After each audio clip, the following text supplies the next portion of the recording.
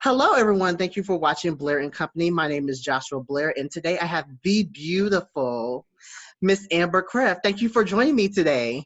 Thank you for having me. Happy to be here. No problem, no problem. So this is my segment, the Black Queens Project. We just basically talk about we basically talk about just Black queens that are doing great things in the Charlotte area, and just talk about the impact they're making in the community. So we're just gonna be getting to know who Amber is, just talk about just some of the things she had gone through in her childhood, and just what she's going through now, and just her perspective on the whole Black Lives Matter with George Floyd and Breonna Taylor, and just all those different situations. So we're just gonna dive deep. So if you have any questions for me, just let me know. Sounds good. Okay. So just tell me a little bit about yourself. So one thing, so you're originally from Charlotte, correct? Yes, born and raised. Okay. Okay. So what's your favorite thing about Charlotte? Wow, it's a really good question. Um, so I've lived here all my life. I feel like my favorite thing has been the people, which don't know if I would attribute that to Charlotte or just people being who they are. But I've had and been able to have lifelong friendships and maintain them. And I think honestly, Charlotte, it offers a lot. It's not too much, but it's not too little. So it's like a good in between for me. We have the city, but also you don't have to be in the city all the time. It has like its suburbs where you can chill, and it feels like home. So I think I can have fun, but also know that I can go home at the end of the day. So that's what I love about Charlotte. It's very That's special. good. And as I definitely, yes, and I definitely agree, because I wasn't originally from here, but I grew up here. I've been here all my life, and I definitely can, like, I can feel the same energy. Like, if you wanted to be in the city, you can be in the city, and I just love all the different little neighborhoods around uptown. And then if you want to be like in Huntersville, you can be in Huntersville. If you want to be in Pineville, you can be in Pineville, or just all of that. I just love the mix between city and suburb. There's a lot of hidden gems too. Like even now I'm like finding places that I didn't know about. I'm like, I've lived here all my life. Why don't I know? So yes, nice too. Do you have like a favorite like restaurant or place you like to hang out at? I like to go to Red's, which is a hookah bar. And restaurant, I like a lot of places. I like Flower Child, which is kind of new. I actually just tried Price's Chicken Coop for the first time, which is very surprising as a Charlotte native. But I've never been there either, so I understand. They don't have like a lot of like options, but it's really good. It's chicken, so you can't go wrong with that. And I'm trying to think of things that are like Charlotte. Yeah, I don't know. Those are like my top two. I like chicken, so anything that has chicken. And I've never been to Flower Child. I know that's in South End, but I haven't been there. So is it like vegan food or? Yeah, they have meat, but it's like the bougie side of town. So I don't know. I would say it's healthy eating. Okay. But it's still like has protein and all that stuff. And I'm not like vegan or anything. I eat everything. So I still look for good food, and I still look for all the meats. So Flower Child is good. Okay. Expensive. So if you're trying to save, don't go there. Oh, okay. Yeah. Yeah. So tell me a little bit about your upbringing. So you say you're from Charlotte. So tell me a little bit about just growing up here in Charlotte, and just a little bit about your family and your upbringing. Cool. So I did say I'm from Charlotte, but technically speaking, I'm not. I'm technically from Matthews. So I was born in Matthews, which is technically kind of Charlotte, but also not. So it's like on the outskirts of Charlotte, like Concord and everything else. But I lived there till I was 5. When I was 4, my dad passed away. So I was living with my mom, my dad, and my older sister, who was 9 at the time. And so after he passed away, we moved to Charlotte. And that's when I started. I went to Malley Creek Elementary. And then I went to 3 different elementary schools. I went to Malley Creek, Ridge Road, and Highland Creek Elementary. So yeah, and then we moved to the Charlotte area. So I was raised most of my life, all my life, by my mom. Only she was a single parent. And I never felt like it, though. I always felt like I was very privileged and lived the same life that my peers did, and felt like I had all the same things. So that was nice. And yeah, and I grew up, I went to J.M. Alexander Middle School, Did I say Ridge Road? I meant to Ridge Road for middle school. I'm sorry. I didn't mean to say Ridge Road for elementary. I went to Blythe for elementary. I went Oh, to okay. Ridge Road for middle school, and then I went to Mount Creek. Oh, And okay. yeah, now I'm here. And still Okay. in Charlotte. Oh, and I went to UNC Charlotte for college, and then I graduated, and now I still live in Charlotte. So clearly I That's don't want good. to. That's good. That's good. And you probably don't remember this, but Mhm. we were in the same. We both was at Mallard Creek at the same time. I do remember. I know who you are. Oh, okay. Okay, I know so who you are, Josh. yeah, so I remember we had first grade together. I remember Mhm. that. That's when I originally met you. And then Okay. after that, Hmm. I what? probably remember that. No, I'm just trying to think back to that, like Oh, first yes.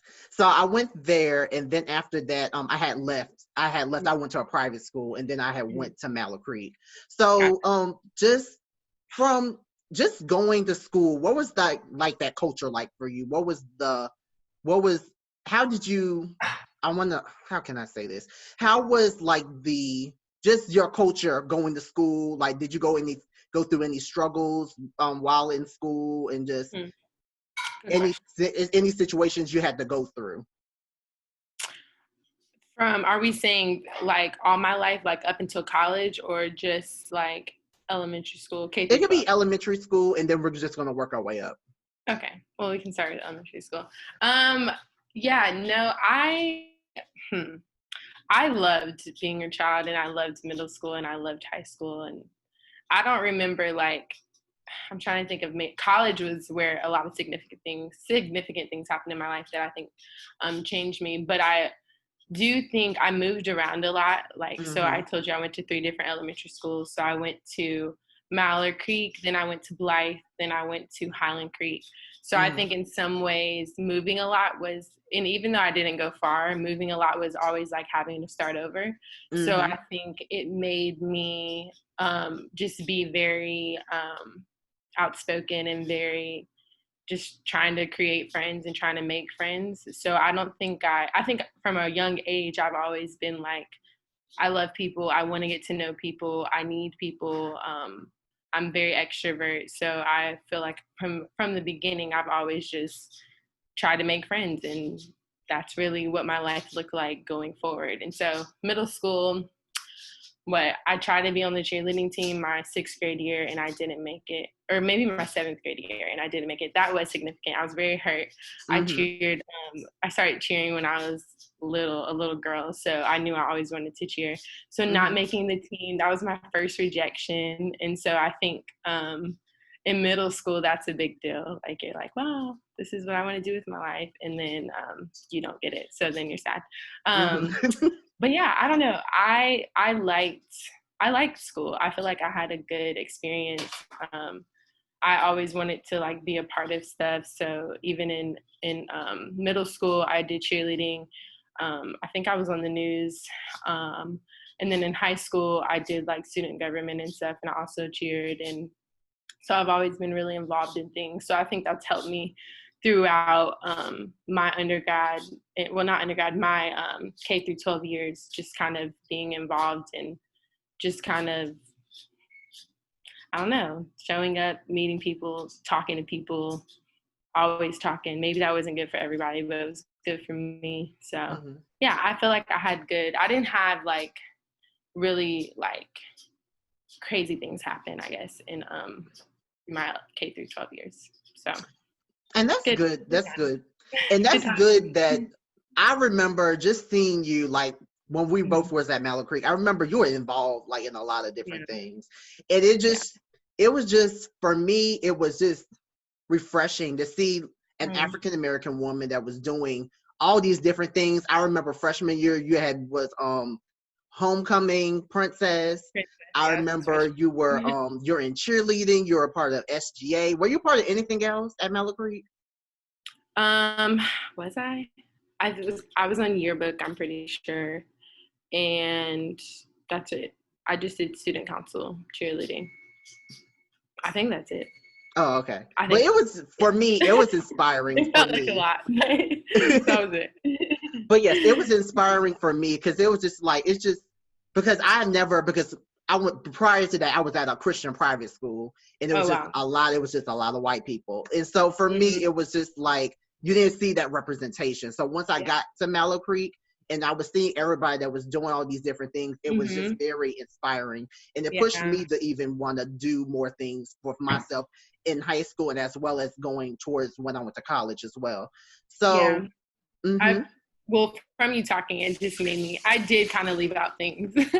But one, when I lived in Matthews, so before I came to Charlotte, I did live in Matthews, and I was the only Black girl in my classes at that time. So I went to a like private, what's before pre-K? It was like Matthews Country Day, I think was the name. And so, and Matthews is a very predominantly white area. So I was, the first 5 years of my life, I was predominantly around white people, and I was always the only Black girl. Me and my sister were all, like, my neighborhood that I grew up in was called Matthews Plantation, which is problematic in itself. But just to give an idea of what I mean when I say it was predominantly white. So coming to Charlotte, it was drastically different for me, but we thank God for it, because I thank God I didn't get too consumed by white culture at a very young age, because those are like the defining years of your life. And so I feel like my life would have looked a lot different had I not moved to Charlotte. So since being in Charlotte, though, mainly predominantly majority, at least at the schools I went to, predominantly Black. So to your point, I feel like seeing I always saw Black people in big roles or like doing things. And so I think it was inspiring for me too. And I always felt like I should be doing something. Yes. Yeah. So I always wanted to tell you that. So yeah, that inspired me. Thank you. You're welcome. So moving forward, so once you got to UNCC, how did you want to change the needle of what was going on at UNCC at the time? So that's an interesting question. I feel like when I came to UNCC, I didn't really know if I needed to change anything. I was just in the mindset of, you were in SGA in high school, so you need to be in SGA at UNC Charlotte. You cheered in high school, so you need to cheer in Charlotte. Like, I was just trying to maintain what I was already doing. And I ended up joining a sorority too. Well, we can get to all that. But like, I did a lot in college, but I never went in with the intention of like, what can I bring to this? It kind of just would happen. Like, things would come up. So when I was a sophomore and I was in student government, we had a lot of racial things happen, but one of them specifically was our advisors for student government were like, "Where are all the white men?" Like, they were overheard having a conversation, because even at Charlotte, a lot of the student leaders are Black still currently, even though it's a predominantly white university. So and that was hurtful, because I would say college is when I started to realize that, I'm not going to say I didn't realize it before, but that's when I think I started to experience things that, I started to experience racism very directly. That's the better way to say it. I think even because, like I said, high school, middle school, elementary school, it was mainly Black people. So even if there was racism, it wasn't within most of my circles. And I mean, I did have white friends in high school, and when I look back on it and reflect a lot, there were definitely things said, like just little slurs that I don't think I paid much attention to back then, which I heavily regret. But at the time, I didn't recognize it, and I didn't see it as that. So it wasn't until I came to college where racial things started happening. And then once they were happening, that's also when Mike Brown happened, and just a lot of the shootings started happening. That's when I got to experience my first protest. Like, that's when I would say I woke up and started to say, wait a second, something's not right. So I don't think I went in with the intention to say we need to change the culture, but I think from being in it and from a lot of uproar that was happening in the world, and then by my junior year, that's when the Keith Lamont Scott shooting happened in Charlotte. So, and it was up the street from where I lived. And so that hit in a different way too. So that's when I started to say, oh, okay, maybe we need to do something. Like, maybe people actually don't care about Black lives. Like, maybe the system is messed up. So yeah, I don't know if that answers the questions. I feel like no, it did, because it just shows that even then there was still, you're starting to notice. And I feel like when you're in college, you get a totally different perspective For of sure. life Yeah. compared to when you're in high school and when you're in Yeah. middle school. And You're like before, protected in high school and stuff. yes, and then you're like out, literally out in the real world. So Mm, yes, you get a different perspective. For me, it was more. I went to HBCU. I went to Winston yeah. Salem State Hmm. University, Hmm. and so for me, it was more about, we were always talking about the importance of Black culture and just Right. Black influence. And I felt like I love that now, because going out now, I'm working, you don't Hmm. see a lot of that. And Yeah. so 100%. for me going there, and and for them instilling us with that Hmm. pride, it just makes a whole world of a difference. Yeah, I agree. So my sister went to A&T. My father, who did pass away, he was a lawyer. He went to North Carolina Central for law school. Mm-hmm. And so and that's like a whole conversation, like HBCU versus PWI. Yeah, it And is. I want to go to law school, and I want to specifically go to an HBCU for law school. But I agree that I think it's important to have that experience. And I mean, I ride the fence. I think both are important. I think there's benefits to both. I think they look very different. But Mm-hmm. I do think, of course, going to an HBCU just gives you a culture that you cannot experience at a PWI. And Mm-hmm. sometimes at Charlotte, like we have our Black group, and we say we're like a mini HBCU, and HBCUs kind of get mad at that. Understandable. So I just want to throw that out there. But also, I do want to say that we, like the Black students, like, because there is like 200, 300, 400, 500 of us, like we are a family. And like ride or die, like I love my Black people from UNC Charlotte. And yeah, it's just we have a community even within our PWI. And so yeah, but I know it's not the same experience as going to an HBCU. No, but I'm glad that you said that, because I noticed at like just at different PWIs that have like the Black people. Like, I don't know if they had at UNCC, they had like a Black student union or something like that. Mm-hmm. Yeah. Yes. Mm-hmm. And it's always like you all stick together, and I like that, because especially when you're when there's so much adversity towards African Americans, especially now in this whole climate that we're in now, it's important to stick together and just support each Yeah. other, because nobody else is doing it. So yeah, I 100%. definitely agree. Yeah. Same. Hmm. So what has been your whole perspective on just this whole George Floyd, Breonna Taylor, Ahmaud Arbery situation? For me, I'm tired. I'm real Yeah. tired. Yeah.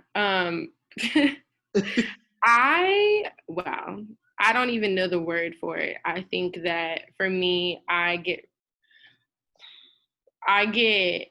would say I'm an empath. So I feel things very, very deeply and very on an emotional level. I'm a crybaby. Hmm. So when George Floyd happened, I was sad. I was disappointed again. I was sad again. And like I said, this is not like the first shooting. And Hmm. unfortunately, it probably won't be the last, as we know, with Hmm. Richard. But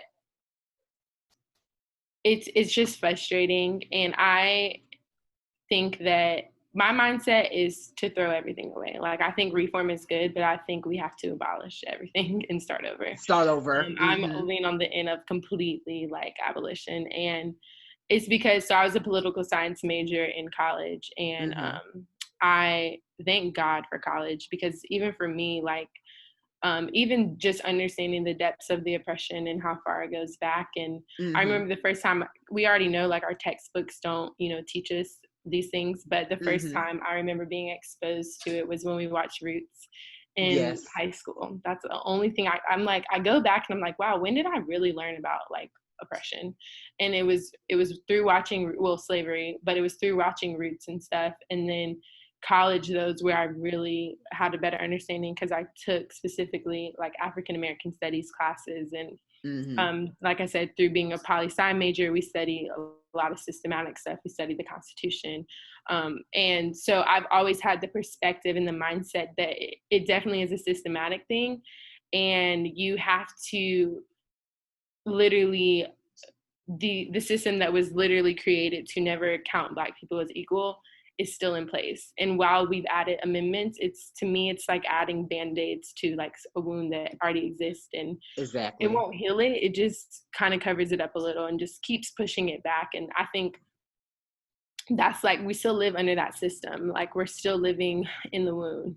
The wound still exists. And so I think it has to completely heal. And the only way that that can happen is to completely, like I said, abolish the whole system, which is not easy. So, I mean, I'm saying this, but it's a whole job and would take years to do. And I mean, even if we were to work through that in our generation, we might not see the results of it. And so I think that's the hard thing too, is like, we, especially our generation, we like instant gratification. We want things to happen now, immediately. You, sorry, I don't want to curse on your thing. You messed up. It's cursing bad, but you messed up. Let's change it now. Yes. And so I think, yeah, we just want, oh, sorry, my roommate's making dinner. I thought she was going to say something to me. Yeah, but we want instant gratification. So we want results now, and we want the system to change now, and it should. And so anyway, so I lean on the side of abolition, but also the thing that I struggle with is like with the Ahmaud Arbery, where that wasn't the system, that was just a white person who's racist. Yes. And so what do you do there? And those are the things that I literally stood up thinking about and crying about, because I'm like, even if the system were to change, his heart didn't. And so I think it's both and. I think we throw the whole system away and write a new constitution, but I also think like genuinely white people's hearts, and not just white people, anybody who's racist, need to sit with their heart and their prejudice and their bias, and at least try to understand it. And if they choose not to, that's on them. But I think, yeah, it's just important to, yes, change the system, but two, it's important to change your heart. And I appreciate white friends and white allies aspiring white allies, because no one's arrived, but aspiring white allies who are trying to sit at home and have hard conversations with their families, because it starts in the home, with anybody. So that's what I think about it. I think it's horrible. I think I'm also a believer. I'm really big on my faith, and I genuinely do think we'll never, not on this earth, because the world's filled with sin and just bad and evil. Yes. We're never gonna arrive. We're never gonna see ultimate glory on this side of heaven. And so with knowing that, I know there's only but so far we can get. I think it's worth fighting for. I think we have to have hope in something, but I also just know that men and the world and people are just filled with sin, and that means racism has and probably will exist for a long time. But we still, I think, like I said, we still have to try to dismantle a system that was created to oppress us. We still have to try to change people's hearts every day. It's like, I think it's a conscious decision every day to like dismantle what already exists. So that's my take on it. I love that. And for me, I definitely agree with you. And I definitely agree on the side of, I feel like racism is most definitely taught. And my thing is, it's just hard, especially if you could do things on the systematic racism side, like defund the police or abolish the police. But at the same time, like, everything is still not going to change, because people are still going to be racist. People are still going to have their own opinions about certain things. So I don't feel like it's going to change, but I feel like just making those steps just shows people like we matter, our voice matter, and we have a say on what's going on and how we should be treated in society. I definitely agree. It gives some hope. We need a little bit of hope. We gotta have. And even just seeing some of these businesses saying that they support, I just don't feel like that's enough. Yeah. You can say that, but what do you think? I have thoughts on that. Huh? Oh, I was saying, what did you think? No, because I get it. And I feel like it is frustrating, because I think I literally saw a post the other day, and it was like, companies are acting like Black people just started existing. I just was about to say that. Yeah, it's like, oh, wow, now we care about Black people. But what I do think is symbolism is important. And I think through them doing symbolic things, like, for them to make that decision, they had to have a conversation. So I'm like, well, at least they're starting to. And I guess it's definitely not the solution. It's definitely not the end. Like, they're going to still have to do the work behind the table. And I think as people, like even my company that I work for, like they've been throwing out a lot of statements, which I think are true. And I think that they mean it. I hope all I can do is trust their word. But at the same time, like, we have to hold them accountable to the word. So if you're saying Black Lives Matters, well, what's your, what does your executive look like? Like, what are you doing within the company? What is the pay disparity between Black people and white people? Like, what are the conversations that are being had to hold people accountable to their word? And so I think it's companies who are making big statements, like even NASCAR, like taking the Confederate flag, like that's a big statement. That is like, a big statement. All it is taking away the flag, but people who go to NASCAR love the flag. So they could lose business. They can lose, like, and that's what it's going to take, is that you're willing to risk your, I guess, your name and your company for the sake of, a cause. I think that is big change. And so, like, even Charlotte's about to light up on Juneteenth, and they're doing the color of the flag, the red, the gold, the green for Juneteenth. And it's symbolic, and I think it's important, but I think it's going to cause, our city council, our mayor, our senators to say, hey, what do we need to do? What do we need to change within Charlotte, within Mecklenburg County, within, when we're sitting in Congress and we're having these meetings. So I think it's symbolism, but it causes conversations that are going to be what drives the change. So I think you need both. You can't go without it, because maybe the conversations would have never been had. They haven't been had for years. They haven't been doing shit. Sorry again. I'm sorry. Oh, no, you're fine. No, you're fine. You're fine. Go ahead. I get a little angry. But yeah, they haven't been doing anything. So be symbolic. Y'all can be symbolic all y'all want, but I think it is our responsibility, if we're going to eat at these places or shop at these places or buy from these places, to also hold these places accountable to their word. So, yeah. Yes, I definitely agree. And I was out there, I want to say 2 weeks ago, I had protested. And it was the NAACP, the first NAACP protest they had. I was at that one too. Yes, and it was amazing. Like, I'm so glad I was there and I was able to support. And it was just inspiring to see so many different people from so many different races and ethnicities come out and support just our cause. And for me, it just shows that we do matter. There are people that do care, and there's people that want to see change within the laws that are being passed and just in legislation. I feel like it's very important. So tell a little bit about your experience when you were protesting. When I was protesting? So just this specific time around with George Floyd. Oh yeah, it doesn't matter, or any time. It doesn't matter. I mean, I am like I tell people in jokingly way, but dead ass, like, if this were like back when the Black Panthers were around, like, I would 100% been a Black Panther. And I really wish that we had something like that. And apparently there is like a modern day Black Panther. But anyways, so I'm saying that to say I think protest looks different, and I've been able to participate in a few different ones. My first protest I ever did was back when Mike Brown died, and that was when I went to UNC Charlotte, and it was just around campus. And I mean, a lot of them are similar. You march, you have your signs, and a few people say some words, and and not to downplay it or minimize it, because I think there's definitely importance in protesting. And then when Keith Lamont happened, we did a lay-in, which was organized by BSU at UNC Charlotte, where we laid for, I don't know how long it was. I don't remember, but we laid on the ground. It was like a die-in, basically. With people. And with George Floyd, I've participated in 2. And the first one, I have never seen, and our first argument when I used to go to protests was like, dang, it's always just us. Like, it's just Black people. Like, we know we've been mad. Like, where are the white people at? But then with George Floyd, the white people were there. They came out the woodworks. I ain't never seen them before. I didn't know y'all lived in Charlotte. Like, they were just there. They were everywhere.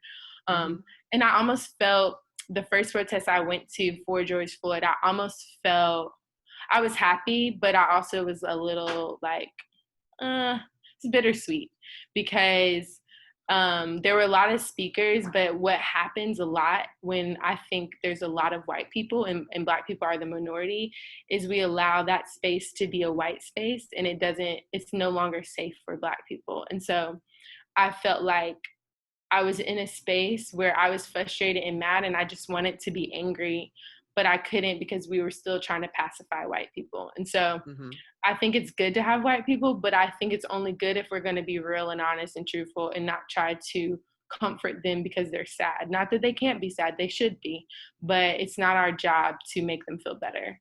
And so that was the first protest I went to. It was great still, but it was just, that.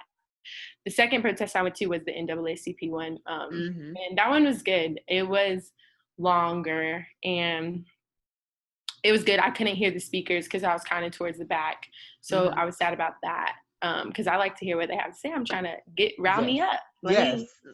And honestly, for me, like protesting is a way for me. Like I get really, like I said, because I'm very like in tune with my emotions. I feel them deeply. If I'm mad, like I just want to be mad. I want to yell. I want to scream. And I feel like protesting allows me to do that. And so I love a good protest. I love to protest. I know it's not everybody's forte. It's also not the only thing we need to do. It's also not the only thing to do.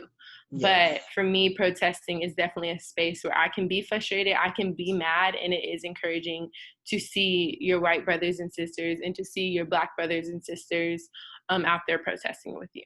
So, so I've protested a few times, and I love it.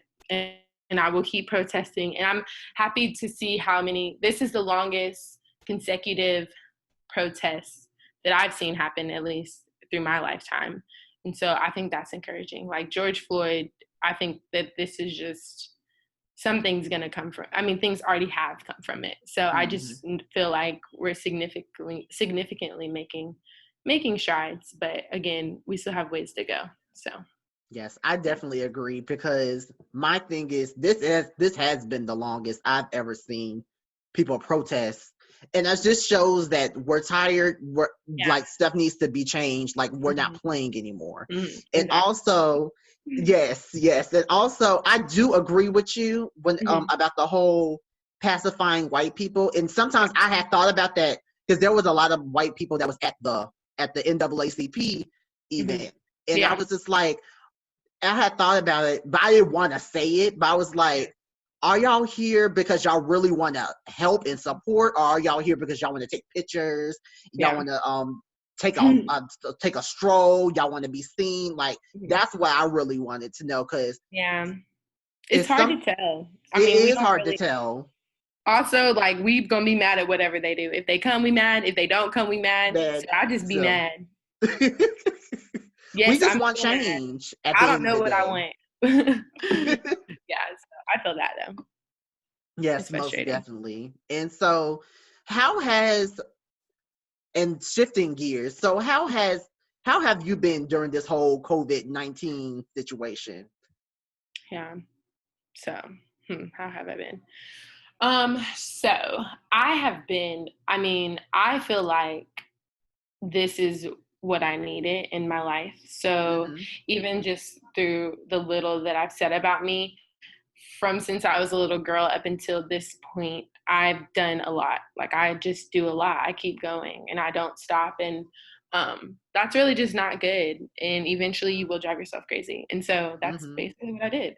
And I think while doing so much and doing so much for other people, I neglected myself for a very long time to the point of not even, I feel like I've always been pretty like aware of who I am, but not taking care of myself, like not, finding little things that I enjoy doing, or if I just want to relax, like what would I do? Like people don't know how to sit and be by themselves. And and I think our generation especially, we're just so like, even when you're sitting by yourself, you're probably on your phone. So just like, which is just so, we're just kind of, we need to chill.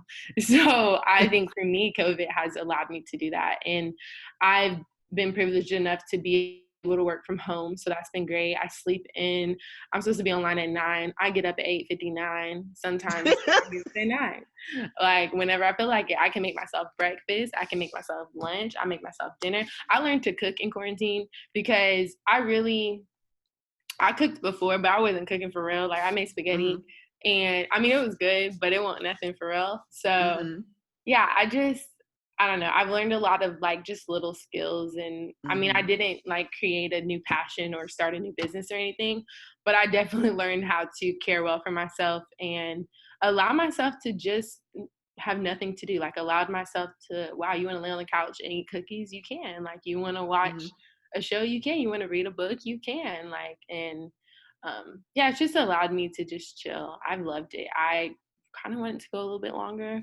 I didn't really miss people as much as people missed people, but I did miss people, but I didn't really miss them. I was like, I can go a few more months without seeing, but also I guess it would be nice to see you. So, and I mean, I do love people. So, and I had to get out a lot. Like I had to go outside a lot. So I used to, which I haven't ran in a while, but I used to run a lot through COVID. That was a new thing. I don't do that in life, but I did through COVID because I just need to get outside. And where I live, I'm right by the Greenway. So, which is another cool thing about Charlotte. Like we have a Greenway, which isn't always safe. Don't go alone, but utilize the Greenway. It's a great thing. So yeah, I don't know. It's been good. I would say good self-care, things that I pray to keep with me, like when COVID is over and I get back into like normal life, doing too much, need to calm down. So that's how it's been for me. That's good. And for me personally, it's kind of been a little bittersweet. Yeah. Because I had a lot of plans. I had a lot of places I was going to travel to this upcoming year. So it was kind of like hard to let some of those plans go. But the good thing about this is me focusing on my platform, like me doing this. Like I was doing interviews, but it wasn't really to the point where it was like I was putting out content like all the time. So for me, like this has been like the best blessing that I've ever could do. I just came up with the idea of just doing Zooms with people that I feel like that I'm inspired by, that are doing great things. And it just blew up from there. So I'm just glad that during this whole COVID-19 situation, I was able to get that done. And then also, just like you said, be able to disconnect, because I feel like we're always so busy and we're always on our phones and we're always doing other things. But just having that time to ourselves, just to, if you want to chill, like you said before, like if you want to watch a new show, if you want to just lay down and eat, if you want to do just those things, you can. And you don't feel judged by it. And it's great just to disconnect and just have that time to yourself. Agreed. 100%. Yes. That's good. Well, I'm glad that you've been able to focus in more on your business, being an entrepreneur. That's really great. Thank you. And I saw that what your sister had started up on Instagram. Did, yeah, and it moves quick. They have like 11,000 followers now. But yes, at any Black businesses that you know, shout out to CLT Black Owned. Follow them on Instagram. And they have a lot. Like I think it's been very overwhelming and a lot right now, but they have a lot that they want to do with that, and like just creating a space for Black owned businesses, and not just because of now or because Black people are important just these past 2 months all of a sudden, but just something that we can have forever, and just like having events like throughout the year and stuff. So yeah, I don't know what's going to come from it. It's her thing, but I'm definitely here to support her. So yeah, I think it's amazing. I feel like there's a lot of Black owned businesses that don't get a lot of shine, and for them that put out that platform, that's amazing. And a lot of people will be able to get, a lot of people who have businesses will be able to get business through that 100%. Instagram. So yeah, yes, I didn't even know, like there's so many Black owned businesses in Charlotte. Like I'm like, dang, where y'all been? Like, well, and not them, it's really us. Where have we been? Sleep, clearly. I knew a few, like here and there, but there's so many, like almost in every area. All we need is a Black grocery store. Once we get that, I'll start shopping at white people's stuff, but I can't. I love Trader Joe's. I'm going to try to make my own, but like, I love Trader Joe's. So. Me too. So this is a question I always do for the Black Queens project that I always ask. What makes you a Black queen? This is really this is very empowering because, wow, would I have considered myself a Black queen? I'm not sure. But Well, since of you, course you are though, but you yeah, are no, we though. are. A lot of us are. All of us are. I would say what makes me a Black queen is loving who I am as a Black woman first. I think that's Mm-hmm. important. Like if we don't know ourselves and love our identity, then I think that would mess up everything else, you know? Mm-hmm. Because I think, just sidebar, like there's always gonna be people that don't like what you do, don't agree with what you do, not rocking with you, and so you have to like know where your identity comes from and like who you are first, Mm-hmm. so that you don't allow that to like tear you down. So loving myself as a Black woman, um, and what else? Um, I would say loving other people. Like I'm big on like my heart and like other people's hearts and Mm-hmm. just being willing to love others well. And I think Black women and women in general, but Black women specifically, do a Mm-hmm. great job at loving others and doing for others. And I do feel like I exude that, and I think that I'm a very like giving and want to do for other people before I do for myself. And unfortunately, like I said, sometimes that comes at the expense of ourselves, which is not good. But I Mm-hmm. think that is part of what makes me Black queen. And I think um, just, you know, always striving for something new or greater, just wanting Mm-hmm. more for myself and wanting more for others and wanting more for our community and wanting more, um, yeah, just for the world, essentially, because the whole world's messed up, not just America, but mainly America. But yeah, just wanting more for our people. Um, I love Black people. If it could just be us, I'd be happy. But so, but yeah, that's a good question. But yeah, like I said, I think really most importantly is loving myself as a Black woman. And I feel like that's important anyway, because I feel like a lot of African American women, I feel like in society, they always get the short end of the stick.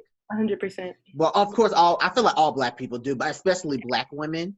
And Yeah. I feel like it's needed to just showcase just what Black girls and Black women can do. And I feel like it's not Mm-hmm. always showcased a lot. And that's why Yeah. I wanted to have this.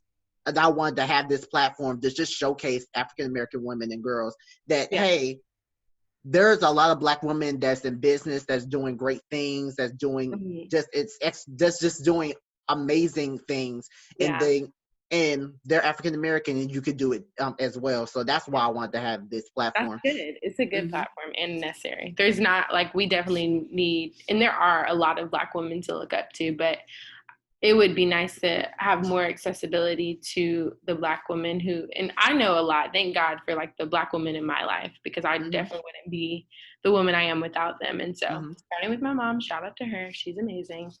But yeah, we do need it. And we're not showcased. We're, you know, going back to even like just Barbie dolls and like stupid stuff. But like from a young age, we are not taught to love ourselves or to see ourselves or to value ourselves. And so Hmm. I think that's embedded in us. And so we do have to undo it. And that's why I said loving ourselves first, because if we don't love ourselves, like no one else will. So yeah. Hmm. And what advice would you want to give another African American woman or girl that that doesn't feel like they're a Black queen? What advice would you want to give any of those women or girls? I would tell them that they are Black Queen, one, and um, two, to start just seeing the value in themselves. And it's that's an easy statement to say, because just because I say that doesn't mean you will. But I would say just start being surrounded by people who love you and people who do see you as a Black queen and who value you.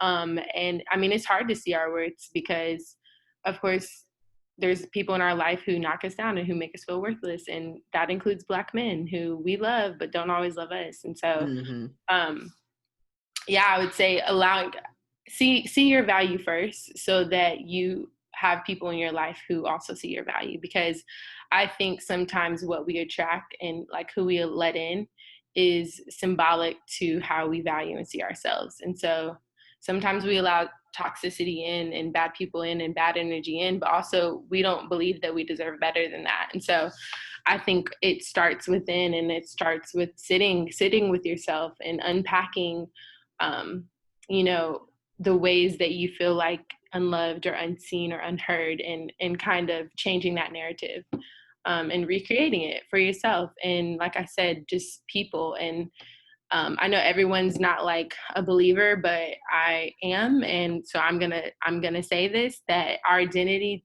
comes from the Lord, and it starts with the Lord, and He thinks you're a Black queen. And so, even going to the Word, the real Word, not the manipulated word, not man's word, not people's whatever they think word, literally going to the Bible and seeing God's word for yourself and finding value in who you are. I think that's important, and that is my advice. And I know everyone doesn't agree with it, so I'm not trying to force that on you, but I am saying that that's where I find my value, and that's where my identity comes from, and that takes me and carries me wherever I go. And so, yeah, love yourself truly, and know that you are a Black queen.